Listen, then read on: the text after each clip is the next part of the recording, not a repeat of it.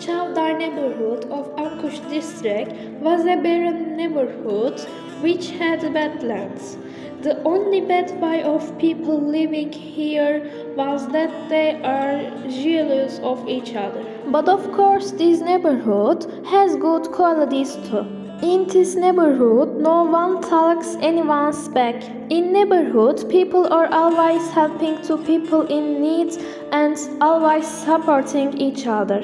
If a meal was cooked in a house, the meal was carried to the neighbor before its meal. One woman and a man that love each other were living in this neighborhood with their only son Hassan, who was 7 years old, and whose eyes were as blue as the sea and whose hair was as orange as fire. It was a beautiful Wednesday morning, when sky starts to brighten and when morning wind starts to blow, the wind passing through the holes on the side walls of the house, which resemble a mouth with missing teeth, made a strange sound similar to a whistle. Hassan was wake up with these sounds in this morning. After doing the early morning breakfast, his father was on the way to the field with oxes. His mother called Hassan at noon, gave him bread and said, "Your father must be hungry. Can you give this bread to him?" She said. Hassan took the bread and walked on the way of the field. When he arrived to the field, he saw that his father was sitting under the shadow. He quickly ran to his father and said, "Dad, look, I brought you something to eat." And his father said, "Thank you, son. I will be appreciated if you can get me some water from the stream ahead too." Hassan nodded and got the bowl and went by the stream. When he was about to get the water, he saw a little snake. He wanted to scream, but he couldn't. He wasn't know how much time passed, but he saw a deer between bushes. The deer crushed and snake with its front legs and drove it aside. Hassan stood in astonishment and fear. He couldn't know what to do. At that moment, the deer went to the forward tree and looked at Hassan as if saying something. Hassan just stared at the deer because it was his first time experiencing something like this. Deer walked away disappeared, and Hassan immediately took water to his father. Hassan's father was wondered why Hassan was late, but he didn't ask. The next day, Hassan's mother gave him another piece of bread and sent him to his father again. When Hassan reached his father asked Hassan for water again. But this time he also told him to return quickly. Hassan again encountered the deer he saw yesterday near the tree. The deer was looking towards him. He also looked at the deer for a long time. Hassan and the deer experienced the same incident for well more days. Every day the deer looked at Hassan and Hassan looked at the deer. Hassan would even bring him fruit from time to time and leaving it on a corner.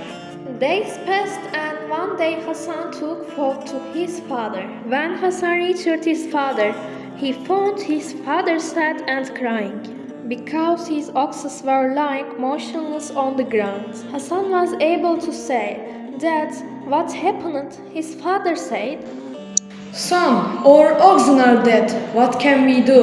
We had a lot of debt. They were our last resort." He said with a terrible voice. Just then something unexpected happened.